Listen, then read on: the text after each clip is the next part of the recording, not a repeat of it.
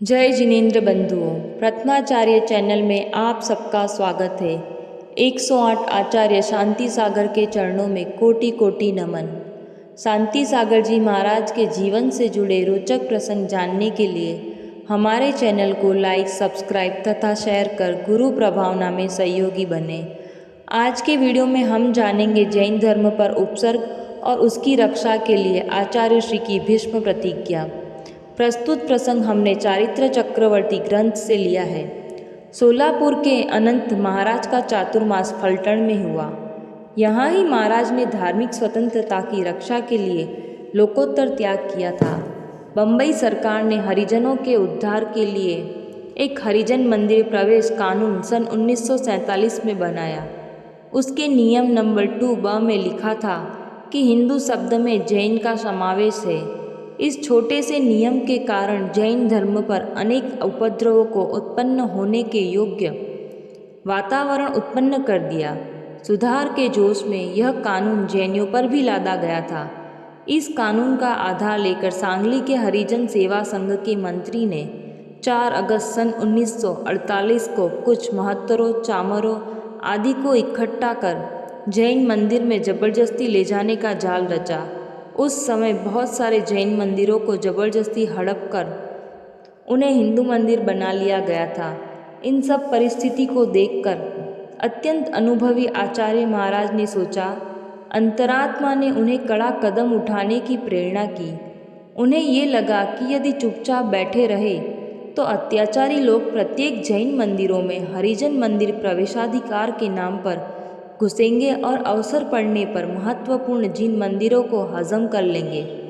महाराज ने किसी से परामर्श नहीं किया और इन महान आत्मा ने जिनेन्द्र भगवान को साक्षी करके प्रतिज्ञा कर ली कि जब तक पूर्वोक्त बम्बई कानून से आई हुई विपत्ति जैन धर्म के आयतनों जिन मंदिरों से दूर नहीं होती है, तब तक मैं अन्न ग्रहण नहीं करूँगा। इस समाचार ने देश भर में फैलकर जैन समाज मात्र को चिंता के सागर में डुबा दिया। फलटण से हमारे पास तार से समाचार आने पर आंखों के सामने अंधेरा छा गया। शीघ्र ही बम्बई गए। अगस्त सन 1948 के अंतिम सप्ताह में प्रमुख जैन बंधुओं की एक बैठक हीराबाग के धर्मशाला में हुई। इसके अनंतर 1 सितंबर को सर सेठ भागचंद जी सोनी, सेठ राजकुमार जी इंदौर द्वारा श्री तलकचंद शाह वकील के साथ हम फलटण पहुँचे। सबने महाराज से प्रार्थना की कि राजनीति का यंत्र धीमी गति से चलता है। कायदे की बात का सुधार वैज्ञानिक पद्धति से ही होगा। इसमें बहुत समय लग सकता है, इसीलिए आप अन्न ग्रहण कीजिए। सारा समाज आपकी इच्छानुसार कार्य करेगा। महाराज ने कहा, हमने जिनेन्द्र भगवान के सामने जो प्रतिज्ञा कर ली है, क्या उसे भंग कर दे? सब लोग चुप हो गए। हजारों व्यक्तियों ने आचार्य श्री की प्रतिज्ञा पूर्ति पर्यंत अनेक संयम संबंधी नियम लिए। जो लोग यह सोचते थे कि मुनियों को राजनीति में न पड़कर आत्महित करना चाहिए, उनको महाराज कहते थे, जैन धर्म के मुख्य अंग जिन मंदिरों के संरक्षण निमित्त कार्य करना हमारा कर्तव्य है। क्योंकि इस विषय में गृहस्थ लोग चुप होकर बैठ गए। धर्म पर राजनीति का हस्तक्षेप कैसे उचित कहा जा सकता है? शासन सत्ता का धर्म पर आक्रमण न रोका जाए तो भविष्य में बड़ी विपत्ति आए बिना न रहेगी।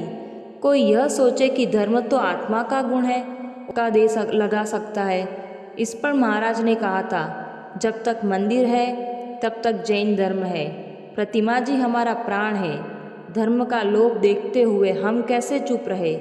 गृहस्थों ने अपने कर्तव्य का पालन नहीं किया, इससे हमने धर्म के वास्ते अन्न का त्याग किया है। हम आज ही चारों प्रकार का आहार छोड़कर संलेखना करने को तैयार है।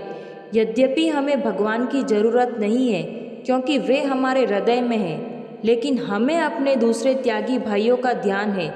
जब जैन मंदिर के विषय में अन्य लोगों के हाथ में सत्ता दी जाने लगी, तब भी क्या चुप बैठना? हम तो एकांत में भी बैठ मूर्ति की आराधना कर लेंगे, वहाँ कौन आ जाएगा? लेकिन हमें अपने त्यागी भाइयों की फिक्र है। जैन समाज में अन्न त्याग से भीषण चिंता का बादल छा गया। सभी लोग अपना अपना प्रयत्न करते थे, अधिकारियों से मिलते थे, लेकिन कार्य फलप्रद नहीं हो रहा था। जब हमने डॉक्टर राजेंद्र प्रसाद जी अध्यक्ष भारतीय गणतंत्र शासन को ताड़ देकर परिस्थिति स्पष्ट की, तब डॉक्टर साहब ने इस प्रकार उत्तर दिया था। प्रिय सुमेरु चंद्र जी, आपका तार मिला, किंतु अस्वस्थ होने के कारण मैं उस पर पहले विचार न कर सका। मैंने उसे उचित राजकीय मंत्रिमंडल के पास उचित जांच तथा कार्यवाही निमित्त भेज दिया है। इसके अनंतर 29 अक्टूबर सन 1948 में डॉक्टर राजेंद्र प्रसाद जी जबलपुर में, उनके छोटे भाई अभिनंदन कुमार दिवाकर भी थे। राष्ट्रपति से भेंट के लिए हमने 28 अक्टूबर को जबलपुर के महाकौशल कांग्रेस अध्यक्ष श्री गोविंद दास जी के पते पर जवाबी तार दिया, लेकिन कांग्रेस को कलंकित करने वाले कलुषित लोगों के हाथ में वह तार आ गया, इसीलिए वह छुपा दिया गया। दूसरे दिन पुनः जवाबी तार दिया, जिसमें पहले तार का उल्लेख किया गया था। सौभाग्य से यह तार राजेंद्र बाबू के हाथ में पहुंच गया, इसीलिए सर्वप्रथम भेंट के लिए हमें अवसर प्राप्त हुआ। उस समय मंत्री रविशंकर शुक्ला तथा गृह मंत्री पंडित द्वारका प्रसाद जी मिश्र भी उपस्थित थे। पति आचार्य महाराज के अन्न त्याग के उत्पन्न परिस्थिति पर प्रकाश डालकर भारत सरकार के सहयोग की चर्चा की। उसे सुनते ही सचिंत हो राजेंद्र बाबू ने कहा, आप आचार्य महाराज को हमारा प्रणाम कहिए तथा अन्न ग्रहण करने का अनुरोध करिए। जैन धर्म पर कभी संकट नहीं आएगा। बम्बई कानून के विषय में हम विचार करेंगे। शेष जानकारी इसके भाग 2 में दी जाएगी। तब तक चैनल से जुड़े रहिए। जय जिनेंद्र।